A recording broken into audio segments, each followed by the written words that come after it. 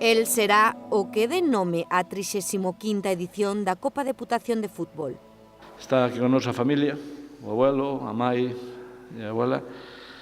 E eu quero agradecerles a súa presencia aquí e pola nosa parte creo que era o mínimo que lle podíamos facer a unha persona, a un rapaz que perdeu a vida facendo unha das cousas que máis gustaba, que era xogar ao fútbol. Tenía un montón de cualidades, tenía buen tiro, iba bien de cabeza. O organismo provincial rendelle homenaxe este ano a Jorge Tato Rei, o delanteiro do Racing Vilalbés, que conmocionou hai 2 anos ao mundo do fútbol ao perder a súa vida con 18 anos nun tráxico accidente cando volvía dun dos seus adestramentos. Só teño que dar as gracias aos aquí presentes por haberse acordado desto. Non podo falar. Aplausos de cariño aos familiares nun acto de presentación no que o seu recordo volveu a enmudecer aos presentes. Hoxe é un dos días máis difíciles para min para falar, non?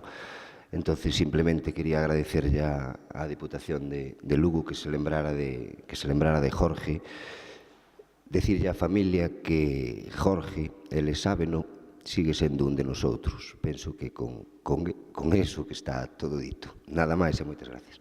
Tato formará parte dos nomes de xogadores da provincia aos que a institución provincial desde hai 2 anos lles dedica este torneo, que reunirá a clubs lucenses de todas as categorías durante os meses de maio a xuño por toda a provincia nunha nova aposta do organismo polo deporte base. Esta Copa Diputación ven a continuar o que se leva facendo en anos anteriores, sobre todo ano pasado, que se lle un xiro en traballo conxunto ca Federación, a cal quero agradecer as facilidades que sempre está a mostrar desde que eu ocupo a Delegación de Deportes, e, sobre todo, tamén agradecer a colaboración do Club Deportivo Lugo, que, insisto, na medida das posibilidades que teñamos este ano, vamos a tratar de que as finais, se o Club Deportivo Lugo ten disponibilidade do campo, se podan volver a efectuar ali.